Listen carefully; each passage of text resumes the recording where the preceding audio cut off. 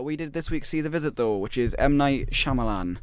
Hasn't been good. Shyamalan. Shyamalan Ding Dong. Shyamalan Ding Dong. Hasn't had the best track record of late. You think back to After Earth, The Happening, Lady in the Water, The Last Airbender, and you think there's got to be something in there.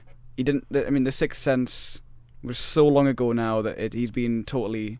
It's like 25 years nearly, isn't it? Yeah, and no, not just 25 years, like nearly 20 soon. I think so. People have been saying Neil Blomkamp was going to be the new M Night Shyamalan. I think the way Shyamalan's been going, I think give it time. Alien 5. Give it time for Blomkamp. Well, that's the thing. If it's awful, it could be like Alien 3 or Alien Resurrection. We don't know. Leave Alien 3 alone. Well, I haven't seen it, but right. I don't care for it. I don't care. Let's do The Visit then. Yeah, so The Visit is a film directed by M. Night Shyamalan, as you rightly stated, and it was funded out of his own pocket. Yes. Because he wasn't getting backed by anybody. Am I correct? What? No, I don't know if it was that. I think it's just that actually, it might have been. They might. I think it was. I think they said we can make the film, but you've got to front up all the cash. Yeah. So he funded the $5 million. He's paid all of that money out of his own pocket to make this. I'm guessing this is a bit of a passion project for him. Something very different. I guess he's been a bit jaded maybe with all the big budget stuff because they've all been so floppy. Yeah. Like they've been really terrible. Obviously, After Earth starring Will Smith and Jaden Smith flopped completely. The Happening starring Mark Wahlberg and I've forgotten the poor girl's name. Zooey Deschanel flopped badly. And obviously even the Lady in the Water had Bryce Dallas Howard. Paul Giamatti. Yeah, Paul Giamatti and Bryce Dallas Howard obviously flopped badly. So I mean, it's probably the best for him to go back to his roots a little, go back to proper sort of closed-in like style. Obviously, The Sixth Sense as an enemy starter Bruce Willis, didn't it, essentially? So I mean, well, I know. It made him like appreciable in the eyes of like people who thought he was a talented actor, sort of like more than just like an action star. That's what I feel. Yeah, probably the perception of him. So yeah, I think that. Some sort of, that's how I feel because but obviously that it is a great film. You know, The Sign's obviously another great film. So obviously he did have a track record, and then that Time magazine cover was like, oh, is M Night Shyamalan the next Spielberg? He didn't turn out that way at all, did he? He really didn't. No, because it's a shame though. But obviously The Village this time we've got The Visit. What? Has he got a film called The Village? Yeah, I get confused because he's got a film called The Village. Well, The Visit, follows two children called Rebecca and Tyler, who they are going for a week-long stay with their grandparents while their mother goes on a cruise with her new boyfriend. They've never met their grandparents ever before because the mother fell out. She left when she was 19 to go with a much older boy who's obviously that's who they're the kid with. That guy's now left and she's going on holiday with the new boyfriend while the kids are finally getting to meet their grandparents while she's away. Obviously, that's the setup. That's the setup, I guess. Mm-hmm. But obviously there is a gimmick behind this, and is the fact that it is all filmed as a documentary because the girl Rebecca, played by Olivia DeJonge, we always have so many names like this. I think she's Australian. Oh, DeJonge. It was a pretty good American accent. DeJonge. I mean, if you think like De Jong, it could be De Jong. De Jong, yeah. Olivia De Jong. I'm going to say that. Olivia De Jong. No, don't never mind. Olivia De Jong. Okay. Rebecca, she wants to be a filmmaker, and obviously you can see a lot of Shyamalan in her. Like his passion for film seems to come through in her because he uses a lot of his tricks, and obviously it's filmed all through hers. But obviously there are some scenes where it's not quite in that kind of style. It's not like obviously there's some shots that seem impossible. It seems to have broken the rules. If it was filming through that entire style, it wouldn't be possible, you know. But it does feel like that. But obviously that is the main crux, and Tyler she wants to be a rapper essentially, so obviously you've got like his little rap things, and that does a lot of the tone. Yeah, and he says his friends call him Tyler the Creator, and that made me sad. It's like L Diamond Stylus or something stupid like that. That's his rap name. T double Diamond Stylus. Yeah, something like that. Yeah. But the whole thing, obviously there is something up with the grandparents and strange things happen. They've got to be in bed by 9:30. They've got to live all these strict rules. They can't come out of the rooms. They keep seeing strange things happening, and obviously more and more things go on. And then there's a Shyamalan twist, but the whole thing just feels really standard for me and really basic in a lot of it because like it just has such massive tonal issues really, because you have got that comedy relief of the kid, the rapper, and you've got all these jokes and stuff, you've got all this physical comedy, and you've got them just like having funny moments, you're having warm tender moments, yeah, but that's juxtaposed with like the seemingly supernatural goings on. Like all the supernatural stuff's like sort of farcical and sort of intended to be like funny. Like you see in the trailer, like, could you get in the oven? Yeah, Like, exactly. that's supposed to be like, you know. And that's I did sort of like when it came to the film, I did have a little laugh. It is sort of, that's kind of funny. But that is indicative of like the serious tonal problems it has, because it goes from back and forth, and you never really know, is this a comedy or a drama or like a horror, or what's trying to get here? What's the Yeah. message here? Because it does have a message. It's got clear messages, you know. It has a point it wants to make, you know, and it does have some good messages at the end. You know, it wraps up quite nice, quite a bit of sweet way really near the end, you know. But the fact of the matter is, it does have massive tonal issues, and that does affect the message by the end, and that does severely jar the story, despite the fact that the two young kids are pretty good. You know, I especially liked Olivia de Jong because she was really strong. I think she might be a very good actress. She's 17 right now. She could be pretty good when she gets older. I think she's a good start for her if this is her first film, but really, honestly, I think that's pretty inspired casting, because it was a very mature performance. Obviously, the kid, you know, he plays his role very well as well, and the grandparents are suitably creepy when the time needs to be, but the story just, it errs from one part to the next, while the tone is constantly shifting. You never really know if it's going for the scares more, if it wants to be something different, if it's trying to be a parody of Shyamalan himself. I know that there's a rap near the end that the kid does, and that sort of references things that are happening, like someone who got killed by a lawnmower by lying down, you know, because obviously the main thing in the happening is that they try to commit suicide the fastest way they can, because the plants in the air, you don't need me to tell you that happening. Go watch it. It's the greatest, worst film ever made. But I might watch it again. I might watch it again soon. Honestly, it's just like you see that, and you just don't know what it's trying to go for. And is this like, is he going back to his roots? Is he trying to be like, is he trying to show like this is how like filmmakers, like young filmmakers, just trying to get into it, like drawn through the lens of the kids? So like, I mean, I just don't understand, because it does have massive tonal I will issues. say that watching it, like sort of seeing such a young character just like sort of doing the whole documentary thing, it made me sort of be like, well, you can make it. You know, she proves there. I know it's fictional, but she proves it's easy to make films. Oh yeah, absolutely. And it's good to see like cine literate characters And this will- anyway. this will but probably as young inspire as, a few as, people, as young but- as that, it's quite good. I found it quite annoying though. Yeah, but I do like that they chose that, and he's went with it and he's stuck with it. But I think that it is the fact that the story is so weak in places that you can get the cool little moments that there are a few decent moments within, and it's not terrible. It's absolutely not terrible. It's just meh. It's just not good either. It's not good either. It's just right in the middle. It exists. It's far better than his earlier stuff. It's far better than After Earth. It's far better than The Happening. It's far better than The Last Airbender. It's far better than The Lady of the Water. But it's just, It's a step back on the ladder. it's a step back on the ladder. It's a step in the right direction. Maybe he's got one more chance. And if he keeps going back up, he'll never get back to the level of The Sixth Sense or Signs. But if he can get himself to a reasonable level, you know, I think he'd like to. where he's decently respected as a genre filmmaker, then Yeah. he will be sort of understood better than what he is, which is completely derided, because people do look back on that time cover where he was touted as the next Spielberg, and It's that's constantly, it's a lot of because pressure. he is a director that seemingly has a lot of good ideas, but he just never, I mean, he's not really a writer. He's more like a visual storyteller. He never really seems to be a good writer at all. Well, I suppose So- there's the twists. Yeah, just so many, it gets. I think The thing about this film is you kind of wait for the twist, Yeah. don't you? after time, I think people quite have relied on straightforward. the twists, like when Mhm. Shyamalan, when's the twist coming, when's the twist coming, when's the twist coming. And you see, you don't exactly see this one coming, but you can kind of tell by looking at your watch, Yeah. like, okay, it's gonna come now, Mhm. and then it does, and you're like, oh. But I mean, there are things to like in this. The Okay. kids are good. The grandparents are creepy when they need to be. There's some decent moments, but it's just, it's. Did you guess there. Did you guess the twist? No, I didn't either. I thought it was going to be something else, but It's no. not actually that. I suppose it kind of is a big twist, but like it's not like sort of mind blowing heft. I didn't really like how it was played out either, because it seemed to be No. like quickly jarring from what. See, that's the tonal shifts. You see, that's the thing with a twist. Like usually with a good twist, you're like, oh. Because there's but so with much, this, like- with this, like you say, There's so much like unintentional uh, humor. Like I mean, like the scenes involving like, It's but not- like it's near not- the end, like I mean, like you don't know whether that's the point of like the parody or whether that's like involved in it or not. I mean, it's just so strange how it jars. from- Yeah, I mean, as you say, the problem with the tone is that it does sort of flip. It's marketed as it's marketed in trailers as a comedy horror. Mhm. As a straight up horror, actually, there's not a great deal of comedy about it. It's described on places like Wikipedia or IMDb as a comedy horror, but it has got that sort of dramatic element in there as well. It's very confusing. It's a Blumhouse film, so obviously it's going to be marketed as a horror. And I think audiences are going to go into this and probably leave quite disappointed because they're going to be expecting a horror. As is the setup with most of these films, like think about The Gift, not a horror. The trailer doesn't sell the comedy elements at all.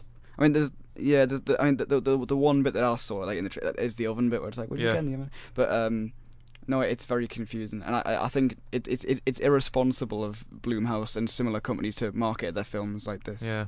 I suppose like people who don't know about the film will go into it, and that's kind of a twist in itself that it's a comedy. But if it's not actually that funny or that scary, then it's kind of just a drama, No, and that doesn't really kick in. right. That doesn't really kick in towards the end, so it's kind of just nothing. And I just think all the humour does just sap the innate creepiness that is brought by the grandparents. Yeah. That sort of goes with the story. Just because you'll have a creepy scene and then you'll go back to them rapping or freestyling, and you've got like it's just it's so weird. sort of too funny to Like- be scary, but still not very funny Like at that, all. the scene in the snow when Tyler is trying to, where he's recreating one of the creepy things that the grandmother did at night, and it's like, you know, and people were laughing at that, but like it's just.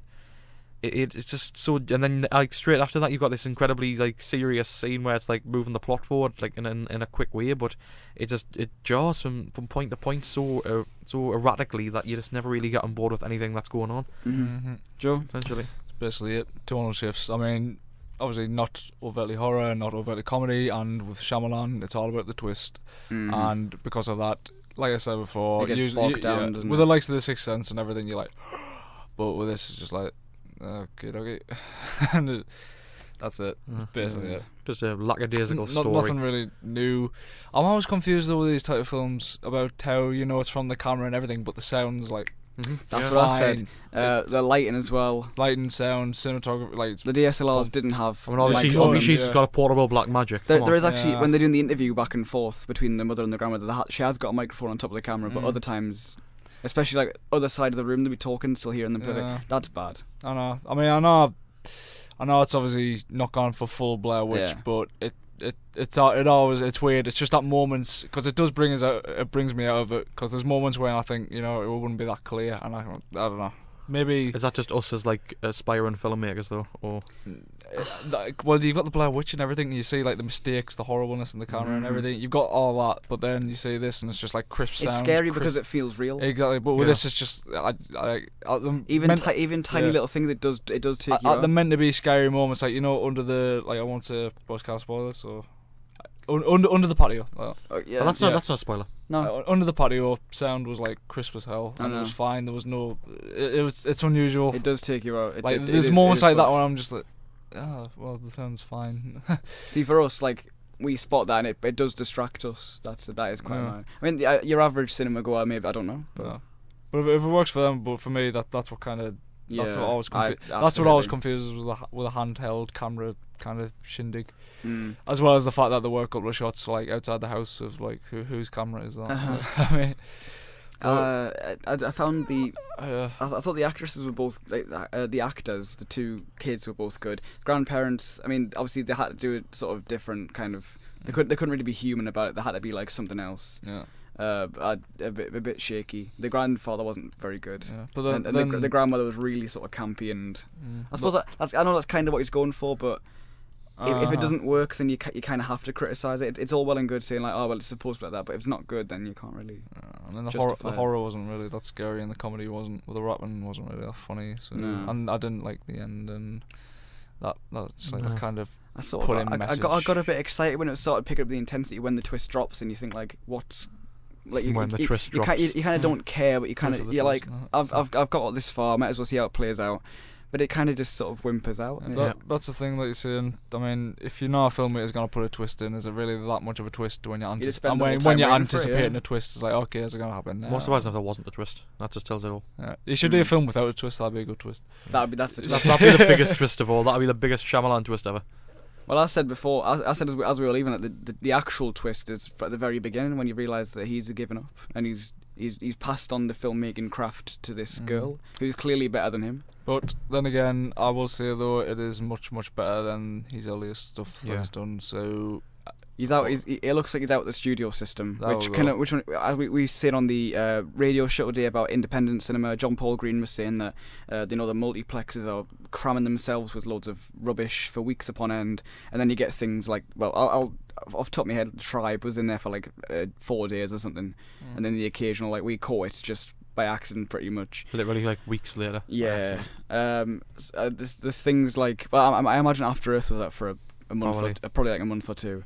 I don't know how long this will be out. I mean, like, horror films tend to stick around for quite a long time because they've just got that sort of appeal. But I do think people will be disappointed in the same way that people were disappointed when they saw The Gift or The Babadook, that they're not quite what they thought It Follows as well. I know, like, some people were really disappointed by It Follows I think because it's it just wasn't the case because of it wasn't a horror. selling, maybe, like how things. That's what I think. But I think if you do sell this as a comedy horror, then that kind of gives away a twist. Not the twist, but it's kind of like the general idea that there will be a twist coming. You know? Yeah, you go into this. I mean, we knew it was a comedy horror, but there'll be people who just see the trailer who haven't read anything about it, and they go, "Oh, it's a horror," and then they actually see it like, "Oh, it's actually a comedy." Yeah. The problem is there though that it's not funny.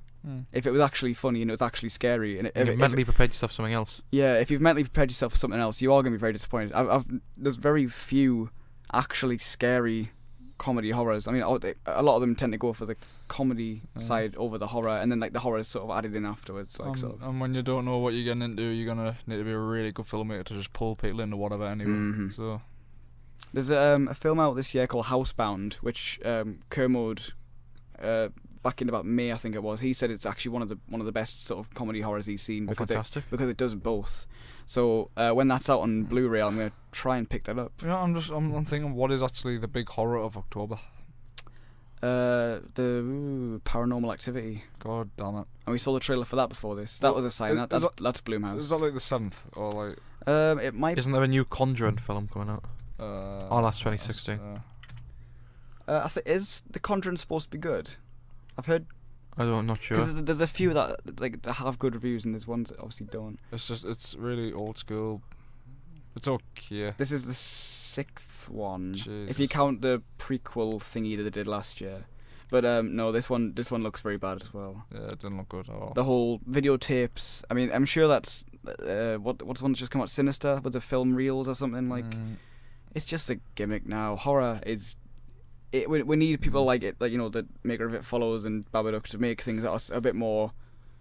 Well, it's always going to be the same with horror. You have one big successful thing. I mean, Blair Witch, obviously, because the internet was coming about and everybody genuinely thought it was real, which is brilliant marketing. But well, as we saw in Hugo yesterday, was a train. Yeah, there you go. It's like, so you can't like from us now, like the age that we are and the era that we live in, we kind of can't fathom the fact that people thought that train was going to hit them, and the Blair Witch was real, and the Orson Welles thing with the War of the Worlds. Like, obviously, if that happened now, it'd all be like, yeah. But let's check Twitter and see how the reactions are. Yeah, it's always, hashtag we're gonna die. Always the same with horror. If there's one successful thing, we'll run it into the ground.